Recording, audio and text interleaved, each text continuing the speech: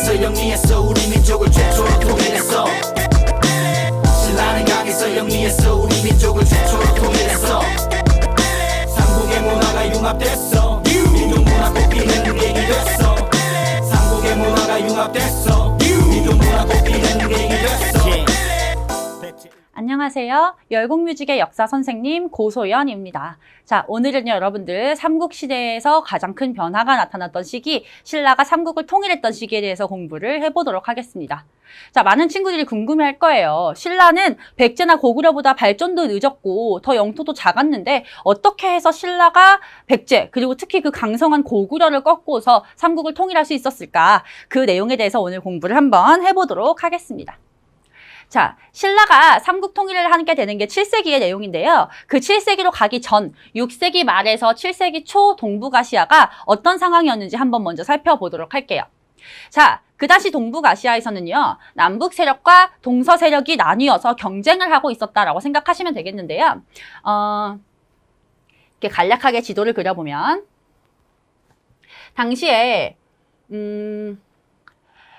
이 북쪽에 이제 고구려가 있고, 백제가 이렇게 영토가 작아진 채로 있었는데 고구려와 백제가 둘 다 한강 유역을 노렸으나 6세기 한강 유역을 신라가 차지하게 되죠. 특히 진흥왕의 계략으로 인해서 백제가 신라에게 배신을 당하게 되고 고구려 같은 경우에는 자기들이 차지하고 있었던 한강 유역을 빼앗기게 되면서 둘이 이제 연합 아닌 연합을 맺게 됩니다. 신라에 대해서 대항하기 위해서.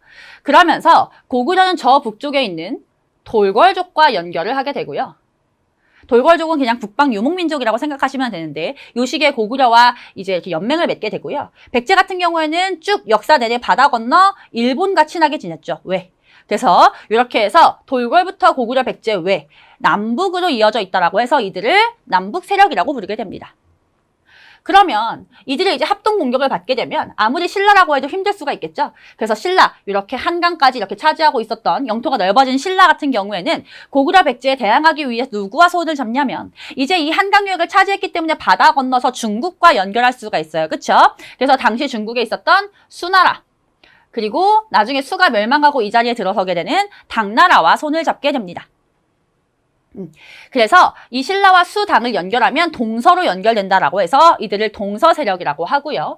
남북 세력과 동서 세력으로 나눠서 서로 대립하고 견제하던 시기가 바로 6세기 말에서 7세기 초의 상황이라고 생각하시면 되겠습니다. 자, 이런 상황에서요, 사실은 먼저 공부하게 되는 것이 바로 요 고구려에 대한 내용인데요. 여러분들 고구려는 정말 강성한 국가였잖아요. 그렇죠? 아무리 고구려가 당시에 귀족들의 권력 다툼이 있었고 한강 유역을 빼앗겼다고 해도 고구려는 고구려거든요.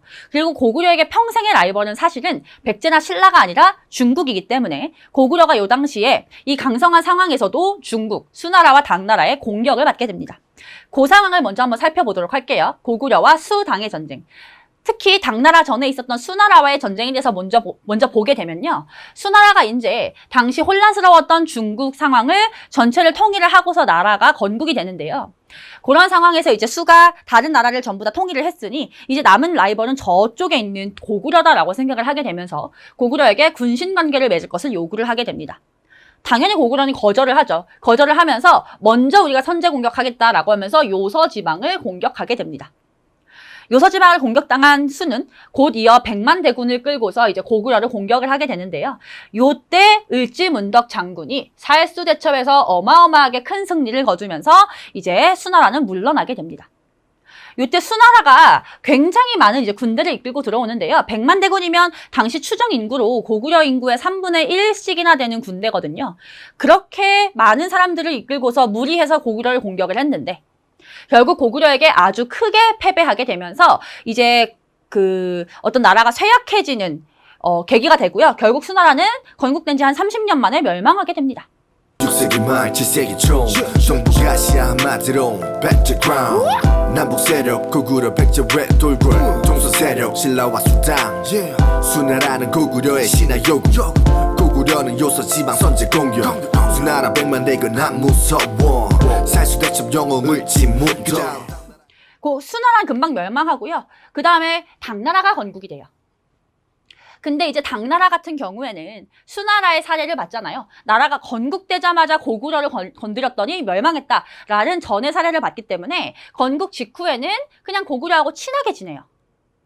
고구려하고 친하게 지내면서 우리 그냥 너희하고 친하게 지낼 거야 라는 뜻을 표하는데, 고구려 같은 입장에선, 특히 당시 고구려의 지배자가 누구였냐면 귀족이었던 연개소문이라는 사람이었는데요. 이 사람은 이제 의심을 하죠. 당나라가 지금은 초반이니까 저렇게 우리랑 친하게 지내자고 하지만 곧이어서 우리를 이제 수나라처럼 공격할 거야 라고 생각해서 당을 견제하기 위해서 천리에 이르는 긴 성을 쌓게 됩니다. 그 이름은 천리장성이죠. 국경지대에 천리장성을 쌓으면서 당을 견제하려고 했는데, 이제 이걸 보고서 당이 약간 기분이 나빴겠죠. 아니, 우린 친하게 지내려고 했는데 왜 먼저 나서서 이런 걸 건립하는 거야? 라고 해서 기분이 나빠진 당나라가 결국에는 이제 공격을 해오게 됩니다. 특히 그 당시에 이제 연개소문이 정변을 일으켜요. 아까 얘기했던 그 천리장성을 쌓은 연개소문이 정치적인 변란을 일으켜서 정말 실질적으로 권력을 잡게 되는데, 이제 그걸 구실로 침입을 해와요. 그러니까 뭐 이제 침입해갈 구실이 필요했는데 이런 혼란스러운 상황이 생기니까, 야, 너네 그거 나라의 내부에서 있었던 일 우리가 평정해줄게 라면서 이제 들어오는 거죠. 사실 당나라는 수나라보다 조금 더 강했기 때문에 우리가 당과의 전쟁에선 굉장히 많이 패배도 하고 좀 고전을 면치 못하게 되는데요. 그 과정에서 안시성이라고 하는 성에 있었던 장군, 이제 성주였던 양만춘이 그 지역에 이제 백성들과 함께 당군을 격퇴하게 됩니다. 그런데 사실 여러분들, 양만춘이라고 하는 사람은 실존 인물인지에 대한 여부가 확실하지는 않아요. 양만춘이라는 이름이 나와 있긴 한데 뭐 생물 연도도 나와 있지 않고 이 사람이 실존 인물이냐라고 하는 이제 의문이 계속해서 있기 때문에 여러분들 교과서마다 양만춘이 안 나와 있을 수도 있거든요. 그러면 그냥 그래서 없는 거구나 라고 이해를 하시고 넘어가시면 되겠어요. 어쨌든 안시성에서 우리가 당나라의 대군을 물리쳤구나 라고 보시면 되겠습니다. 자, 고구려가 수당에 대해서 이겼어요. 특히 여러분, 당나라는 당시 정말 국제적인 나라였거든요. 굉장히 강한 국가고, 당나라에서 이제 고구려를 침략해 왔을 때 황제였던 당태종이라는 사람은 사실은 나갔던 전쟁에서 진 적이 한 번도 없고 딱 그 안시성 전투에서 한 번 졌다고 해요. 그러니까 이제 그 정도로 고구려가 강했다라고 할 때 고구려가 어떻게 해서 당태종에 대해서 승리할 수 있었는가, 그 요인을 살펴보자는 거죠. 그 요인을 살펴봤을 때 첫 번째, 당연히 뭐 강한 군사력, 그리고 뛰어난 전술. 뛰어난 전술 같은 경우 뭐 을지문덕 장군이 이제 그들을 굉장히 지치게 만들고 피로하게 만든 후에 이제 한 번에 쓸어버렸다라고 하는 전술이 뭐 프랑스 육군 사관학교 교과서에 올라가 있다, 뭐 이런 얘기가 있거든요. 뭐 그 정도로 굉장히 뛰어났다라고 하는 거. 근데 여러분들 교과서에서는 아마 요거를 강조하고 있을 겁니다. 성곽을 이용한 아주 견고한 방어. 고구려 사람들은요, 성곽을 짓고서 살았는데요. 그 성곽을 지을 때 꼭 산에만 쌓지도 않고 평야에 쌓거나 구릉지대에 쌓거나 성곽을 굉장히 많이 쌓아 올립니다. 그러면서요, 사실은 그 성곽을 필요할 때만 들어가서 방어하는 게 아니라 그 성곽 안에서 애초에 살았다고 해요. 그러니까 성곽 안에 굉장히 많은 사람들이 있고 많은 물자가 있고 방어를 할 때 굉장히 유리한 지점이 많았겠죠. 그러면서 이 고구려의 성을 뚫기가 너무너무 힘들다라고 하는 이제 상황을 만들게 된 거죠. 그러나 자, 고구려 승리가 단순히 여기서 그냥 고구려라고 하는 나라가 수당과 전쟁을 했다 해서 끝나는 게 아니고요. 한반도 전체에서 지니는 의미가 있어요. 뭐냐면 일단 첫 번째, 한반도 전체를 지켜냈다. 그래서 우리가 이 고구려와 수당의 전쟁을요, 고구려가 여기서 한반도에 방파제 역할을 했다라고도 표현을 해요. 왜냐하면 고구려가 여기 있고 백제와 신라가 이렇게 있는데, 사실은 수나라와 당나라가 만약에 고구려를 공격해서 고구려가 멸망했다라고 할 때 그냥 요 정도 영토만 차지하고 그쳤겠는가라는 거죠. 그럴 리가 없죠. 고구려를 먹었으니 당연히 그 다음은 백제랑 신라도 먹어서 아예 한반도를 중국 땅으로, 그냥 당나라의 땅으로 만들겠다라는 목적이 있었겠죠. 그래서 사실은 고구려가 만약에 무너졌다면, 그때 안시성에서 이기지 못했다면 고구려는 물론 백제, 신라가 전부 다 당나라에 먹혀서 그 후 한반도 역사가 어떻게 흘러갔을지는 아무도 알 수 없는 상황이 되는 거죠. 그런데 고구려가 그들을 막아냄으로써 결국에는 백제와 신라까지 막아내서 한반도의 역사를 우리 역사로 지켜낼 수 있었다라고 하는 아주 중요한 의미를 지닙니다. 그러나 한계라고 보면은요, 사실은 고구려가 아무리 강하다고 해도 수나라의 100만 대군을 막아내고, 특히 당나라 같은 경우는 안시성 전투 전에 몇 번 졌다고 했잖아요. 그렇죠? 요동성, 백암성에서 계속 졌어요. 그러면서 고구려가 가지고 있던 군사력 또는 힘이라고 하는 게 약해집니다. 약해져요. 그래서 여기서 쌤이 아까 얘기했던 어떻게 해서 그 약한 신라가 강한 고구려를 무찌르고 삼국통일을 할 수 있었을까라고 하는 대답이 여기 있는 겁니다. 고구려의 힘이 약해져 있었거든요. 신라는 전성기인데 고구려는 한 요 정도 셌다가 점점점 약해졌다, 힘이 비등비등해졌기 때문에 어떻게 보면 고구려가 멸망하는 배경으로 작용했다라고 볼 수가 있는 겁니다. 나라의 핑계는 연개소문 정변 영토 확장을 노리고 다시 또 덤벼 한신성 성주양만 중과 백성들은 맞서 싸워 당나라를 물리쳤어. 고구려는 강한 군사력 뛰어난 전술 성과 기용한 견고한 방어를 펼쳤고 예욕과 수당을 저지시켰고 한반도 전체 지금 우리 땅을 지켰어. 자, 이제 넘어가서 한반도 내부에서 상황을 볼게요. 이제 수단과의 전쟁이 아니라 고구려 백제가 이제 신라를 미워하고 있죠. 신라를 공격했던 상황을 보겠습니다. 고구려가 이렇게 수단과 전쟁을 하고 있을 동안 백제가 이제 나서서 신라를 공격을 하고 있어요. 여러분들이 이제 삼천궁녀라고 하는 이 잘못된 내용으로 알고 있는 의자왕이라고 하는 백제의 마지막 왕이요. 대야성을 공격하면서 사실은 신라를 정말 적극적으로 공격을 많이 합니다.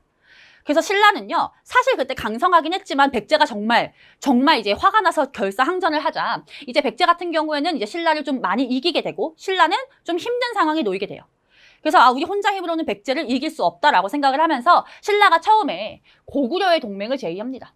이때 이제 신라의 여러분들이 잘 알고 있는 김춘추라는 사람이 뛰어난 외교관이었거든요. 그래서 이 사람이 고구려에 가서 연개소문에게 동맹을 제의하는데 연개소문이 받아줄 리가 없죠. 왜냐면 불과 몇십 년 전에 신라가 고구려를 공격해서 고구려가 갖고 있던 한강 유역을 뺏어갔으니까요.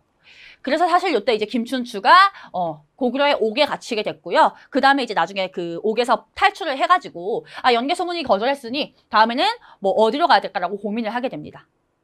그래서 이제 신라가 그렇게 한반도에서 약간 왕따를 당하고 있을 때 계속해서 고구려는 신라를 공격하게 되고요. 당항성, 한강 유역을 다시 되찾겠다는 거죠. 신라는 계속해서 한강 유역을 고구려에게 공격당하고 있고 백제는 아예 그냥 경주 쪽으로 지금 달려오고 있는 상태이기 때문에 아주 고립된 상황 속에서 어쩔 수 없이 당의 동맹을 제의하게 돼요. 당. 그러니까 우리 사실은 이제 신라가 당과 손잡아서 삼국통일을 했다는 부분을 가지고서 신라를 미워하는 친구들이 많아요. 신라가 괜히 중국과 손잡고 고구려를 멸망시켰다고 생각을 하지만 우리가 신라 입장에서 생각할 때 요런 상황 속에서 가만히 있어서 망하는 건 진짜 바보 같은 행동이었다는 거죠. 그러니까 그들에게 가장 필요한 처세술이었다고 생각이 되고요. 당나라 입장에서도 얼마 전에 지금 고구려한테 졌어요. 고구려한테 진 상태에서 신라랑 손을 잡아서 고구려한테 복수를 해야겠다라고 생각을 하게 됩니다. 그러면서 나당 동맹이 성립하게 돼요. 나당 동맹을 체결할 때 조건이 뭐였냐면요. 그러니까 이제 고구려 지역이 되는 곳, 고구려 땅이었던 곳은 당나라가 차지를 하고 신라 너희들은 백제 땅을 차지하도록 하여라 라는 것을 이제 조건으로 나당 동맹을 체결하게 됩니다. 자, 나당 동맹이 합세해서요, 사실은 바로 백제 멸망합니다. 여기서부터는 굉장히 빠른 순서로 멸망을 하게 돼요. 자, 백제, 황산벌 전투에서 계백 장군이 끝까지 항전하지만 결국에 무너지고요. 수료였던 사비성이 함락되면서 660년 멸망합니다. 고구려는 더 허무하게 멸망을 해요. 사실 연개소문이 죽고 나서요, 연개소문의 아들들끼리 권력 분쟁을 하게 되고 그 혼란스러운 상황 속에서 이제 우리가 또 아까 얘기했던 수당과의 전쟁으로 힘이 약해진 그런 것들이 함께 맞물리면서 결국 나당 동맹군이 들어갔을 때 그걸 막아내지 못해요. 그래서 평양성, 백제보다는 조금 늦지만 굉장히 허무하게 그 고구려의 역사가 막을 내리게 됩니다. 함락되고 고구려 멸망하고요. 백제 의자왕은 대야성을 굴곡하고 신라를 계속 공격했어. 신라는 고구려의 동맹제 연계 소문은 No thank you. 고구려는 당항성 공격. 그럼 어쩔 수 없지, 별 수 없지. 내 코가 석자 김춘추의 나당 동맹. 대동강 이북 땅은 당에게 패스 군사를 지원받네. 신라의 반격은 백제의 황산벌로 계백의 결사항쟁. 그래도 소용없어 사비성 함락. 660년 백제 멸망. 고구려는 연개소문 사운해분 발생. 수단과의 전쟁으로 힘이 빠져 나당 연합군이 평양성 함락. 668년 고구려 아웃. 가만히 있을 백제 고구려 유민이 아니에요. 사실은 바로 부흥운동이 일어납니다. 백제 부흥운동을 일으켰던 사람들은요, 이름이 좀 특이해요. 복심과 도침이라고 하는 사람이 주류성에서, 흑치상지는 임존성에서 싸웠는데 여러분들 요 성의 이름을 이 사람 이름하고 매치시키시면 좋고요. 이 성의 위치를 지도상에서 찾을 필요는 없어요. 왜냐하면 백제 부흥운동이니까 당연히 백제 지역에 있겠죠. 그래서 이 지역을 찾을 땐 외울 필요 없이 옛 백제 땅을 찾으시면 되겠습니다. 그러나 결국에는 이 사람들 사이에서도 분열이 일어나면서 부흥운동을 힘있게 추진하지 못하고요. 실제로 신라와 전투도 했어요. 백강전투라고 해서 이제 백제 유민들끼리 모여서 이제 신라를 무찌르겠다라고 하는 백강전투를 했었고, 여기에 사실 백제와 오랜 친구였던 외가 지원군을 보내기도 하지만 결국은 실패합니다. 그러면서 이제 백제 부흥운동은 완전히 실패로 끝나게 됩니다. 고구려 부흥운동도 당연히 있었고요. 이분들도 이름 특이합니다. 자, 건모잠이라는 사람이 한성에서, 고연무라는 사람이 오골성에서 이제 항전을 하게 되고요. 이들도 마찬가지 지도에서 찾을 때는 그냥 고구려, 옛 고구려 영토에서 찾으시면 되겠어요. 주의할 점, 여기서 말하는 건모잠의 한성은요, 우리가 서울, 한양을 얘기할 때 그 한성이 아니고요. 옛날 고구려 땅, 저 위에 요동지방에 있는 그냥 지역명인데 우연히 발음이 같을 뿐입니다. 자, 그 지역에서 찾으시면 되겠고요. 옛 고구려의 왕족이었던 안승을 내세워서 고구려를 다시 건립하겠다라는 계획을 세웠지만 결국에는 실패하게 됩니다. 여기도 이제 마찬가지로 이제 지배층 사이에 내분이 있었어요. 그래서 사실은 고구려가 멸망할 때도 그렇고 백제 고구려 부흥운동이 망했던 것도 그렇고 전부 다 내분으로 인해서 뭔가 그 지배층끼리의 권력 다툼으로 인해서 실패하게 됐다라고 하는 아쉬움이 남게 되죠. Everybody 나리럼 부활을 꿈꾸네 백제 고구려의 부흥운동 백제는 복심독칠 흑치상지 고구려는 건모장과 고연무가 앞장섰지 하지만 모두 지배층 내분으로 실패. 여기서 끝나면 좋았을 텐데 아까 말씀드렸듯이 당나라는 이제 고구려 백제가 멸망하면 고구려 지역을 차지하기로 했고 백제는 이제 백제 땅은 신라가 차지하기로 약속을 했는데 당나라가 그걸 갖다가 깨게 됩니다. 당나라가 이왕 이렇게 된 거 나 그냥 신라도 멸망시키고 백제와 신라 땅까지 다 차지할래. 한반도를 전체를 지배할래. 라는 야욕을 보이게 돼요.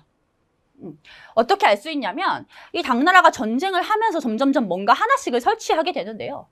옛 고구려 지역의 안동 도호부, 그러니까 이게 옛 고구려 지역이고요. 옛 백제 지역의 웅진 도독부. 그러니까 백제 옛날 수도였던 웅진 기억하시죠? 그 지역에다 도독부를 설치하고요. 계림 지역, 계림은 신라의 옛 명칭이거든요. 심지어는 신라 지역에까지 도독부를 설치한 겁니다. 도호부랑 도독부는 그냥 어떤 관청 같은 걸 설치했다고 생각하시면 되는데 당나라 역사에서 내가 차지한 지역에다가 설치한 게 도호부 또는 도독부였거든요. 근데 그냥 고구려까지는 그렇다 치는데 백제 신라는 당이 차지한 지역이 아님에도 불구하고 이런 걸 갖다 설치했다는 건 장기적으로 신라까지 멸망시켜서 한반도 전체를 당이 먹겠다라고 하는 이제 속내가 있었던 것이죠. 그래서 결국에는 신라와 당 사이에서 전쟁이 벌어지게 되고요. 여기에서 이제 신라가 버텨주게 되는 겁니다. 요 신라와 당나라의 전쟁을 나당 전쟁이라고 불러요. 나당 전쟁에서 이제 신라가 한반도를 대표해서 싸우게 되는데요. 여기서 약간 독특한 점이 옛날 고구려와 옛날 백제의 유민들이요. 특이하게도 신라 편을 듭니다. 당나라 편이 아니라요. 그러니까 이때는 뭔가 고구려 백제 신라는 오랜 세월을 다른 나라로 살아왔기 때문에 오늘날과 같은 한민족이라고 하는 그런 관념 자체가 없었던 시기임에도 불구하고 굉장히 독특하게 이들이 신라를 지원하면서 신라가 고구려 백제 유민들의 힘을 등에 업고서 결국은 승리하게 되고요. 승리했던 두 개의 전투 보실게요. 매소성, 기벌포 전투. 매소성, 기벌포 전투. 에서 승리를 하면서 결국에는 원래 약속처럼 당나라는 이제 옛 고구려 땅 그리고 신라는 백제 땅을 차지하는 걸로 결론이 나면서 전쟁이 끝나고 삼국 통일을 그때서야 완성하게 된다라고 얘기를 합니다. 그래서 사실은 고구려가 멸망했을 때 삼국 통일이 아니라 나당 전쟁이 끝났을 때 삼국 통일이다라는 거 체크하시고요. 이 신라의 삼국통일 부분 여러분들 학교 시험에서 가장 많이 나오는 게 순서를 정말 많이 물어봐요. 그래서 선생님이 순서를 한번 정리를 해드릴게요. 백제 멸망이 첫 번째고요. 그 다음 선생님이 설명할 땐 고구려 멸망을 먼저 설명했지만 순서상으로는 백제의 부흥운동이 나옵니다. 백제 부흥운동. 그리고 나서 고구려가 멸망을 하고요. 그리고 바로 직후에 고구려 부흥운동. 그리고 뭐가 나와야 되죠? 삼국통일 전에 나당 전쟁이 나와야 되죠. 신라랑 당이 전쟁을 하게 되고요. 나당 전쟁 중에서도 큰 전투가 두 개가 있죠. 매소성 기벌포가 있는데 요 순서대로 외우셔야 돼요. 왜냐면 매소성 전투가 먼저고 기벌포 전투가 나중이기 때문이고요. 그러고 나서 이제 삼국통일이 완성된다라고 보시는 겁니다. 요 순서 잘 체크를 해주세요. 자, 이제 신라 삼국통일의 의의와 한계에 대해서 공부를 하게 되겠습니다. 이 부분도 사실은 문제에 굉장히 많이 나와요. 서술형도 나올 수 있고요. 신라 삼국통일의 의의, 민족 최초의 통일이다. 그러니까 분열되어 있었던 걸 통일한 걸로는 최초고요. 자주적인 통일이에요. 선생님, 당나라하고 같이 했는데 그게 왜 자주적이에요? 라고 한다면 어쨌든 당나라를 몰아냈으니까. 결론적으로 끝에 가서 당나라에 대해서 얼마나 강한 국가인데 걔네한테 머리를 조아리고 숙이는 게 아니라 끝까지 당당하게 버텨냈기 때문에 자주적이라고 얘기하는 거고요. 민족 문화가 발전하는 기반이 마련됩니다. 왜? 이제 삼국을 통일했기 때문에 고구려의 문화, 백제의 문화, 그리고 기존 신라의 문화가 함께 섞일 수가 있거든요. 융합됩니다. 그러나 한계가 있죠. 여러분들이 알고 있듯이 당나라라고 하는 외세의 힘을 빌려서 통일을 했다라고 하는 부분이 좀 안타깝죠. 그래서 당나라에게 고구려 영토를 넘겨주게 되면서 대동강 이남으로 영토가 한정되었다. 그 융성했던 고구려의 영토 대부분을 잃게 되었다라고 하는 게 이제 아쉬운 점이 되겠습니다. 그러나 여러분들 아무리 고구려가 좋아도 이 부분 절대 잊으시면 안 돼요. 너무너무 중요하고 우리는 여기서 의의를 찾아내고서 이제 삼국통일에 대해서 더 의미부여를 해야 될 것 같습니다. 왜냐하면 우리 역사니까요. 사실은 오늘날에 이제 중국과 역사 분쟁을 하게 되면서 여러분들 이 고구려 역사를 중국이 가져가려는 노력이 지금 계속 진행이 되고 있어요. 그래서 우리는 이 신라 역사에 대해서 조금 더 집중을 해야 될 것 같습니다. 삼국통일이 눈앞에 드러난 당나라의 본색 안동도부, 웅진 계림도덕부 한반도를 집어 삼키는 도둑들 에이 당과는 피할 수 없는 한판 제일 나는 고구려 붕운동 덮고 매소성 기벌포 전투에서 댄스 676년 삼국통일 완성 신라의 통일은 최초의 통일 그리고 자주적 통일 당나라 힘 빌려 대동강 이남만 우리 땅 아쉬운 절반이 성공 절반이 성공. 자, 그럼 넘어가서요. 이 부분에 대해서 노래 가사로 한번 살펴보도록 할게요. 6세기 말 7세기 초 동북아시아는 한마디로 배틀그라운드였대요. 남북 세력인 고구려 백제 외 돌궐, 그리고 동서 세력인 신라와 수당이 이렇게 싸우고 있었다. 왜냐하면 당시 신라가 고구려 백제를 치고서 한강유역을 차지했었기 때문에. 그런데 이제 수나라가 이제 고구려에다가 이제 신하 요구를 하게 되죠. 우리와 군신관계를 맺자. 우리의 신하가 되어라 라고 하자. 고구려는 기분이 나빠서 요서지방을 먼저 선제 공격을 하게 되고 수나라는 100만 대군을 이끌고 침입해오지만 을지문덕이 살수대첩에서 굉장히 크게 승리를 하게 됩니다. 그 다음 이제 수나라가 멸망하고 당나라가 들어서게 되는데요. 당나라는 연개소문의 정변을 구실로 침략을 해오는데요. 요때 많이 졌지만 그래도 안시성에서 양만춘과 그 백성들이 함께 싸워서 당나라를 물리치게 됩니다. 이렇게 고구려가 수당이라고 하는 강한 중국의 국가를 상대로 이길 수 있었던 배경에는 강한 군사력, 뛰어난 전술, 그리고 성곽을 이용한 견고한 방어가 있었고 한반도 전체를 지켰다라고 하는 의의를 꼭 기억을 해주시고요.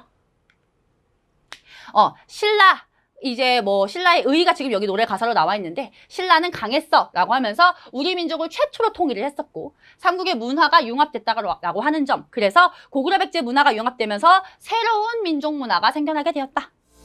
6세기 말 7세기 초 동북아시아 한마디로 백제크라운 남북 세력 고구려 백제 외 돌궐 동서 세력 신라와 수당 수나라는 고구려의 신하 요구 고구려는 요서 지방 선제 공격 수나라 100만 대군 안 무서워 살수대첩 영웅을 지문덕 그다음 당나라의 핑계는 연개소문 정변 영토 확장을 노리고 다시 또 덤벼 한신성 성주 양만춘과 백성들은 맞서 싸워 당나라를 물리쳤어 고구려는 강한 군사력 뛰어난 전술 성곽 이용한 견고한 방어를 펼쳤고 예욕과 수당을 저지시켰고 한반도 전체 지금 우리 땅을 지켰어 신라는 강해서 영리했어 우리 민족을 최초로 통일했어 신라는 강해서 영리했어 우리 민족을 최초로 통일했어 삼국의 문화가 융합됐어 민족 문화 꽃피는 계기 됐어 삼국의 문화가 융합됐어 민족 문화 꽃피는 계기 됐어. 자, 백제의 의자왕 같은 경우에는요, 점점점 신라를 공격하고 있어요. 그렇죠? 특히 대야성 전투 기억을 해주시고요. 신라는 요것 때문에 이제 고구려의 동맹제의를 했지만 당연히 연개소문은 이걸 거절하면서 이제 당항성을 오히려 공격하게 되죠. 그래서 이제 김춘추가 고구려가 받아주지 않자 당나라에 가서 동맹을 체결하게 되고, 대동강 이북 땅은 당나라에게 주기로 약속하면서 그들의 군사를 지원받고요. 백제가 이제 결국에는 황산벌 전투에서 나당 동맹의 공격을 받으면서 끝까지 계백 장군이 결사 항쟁을 했지만 결국엔 사비성이 함락되고 멸망하게 됩니다.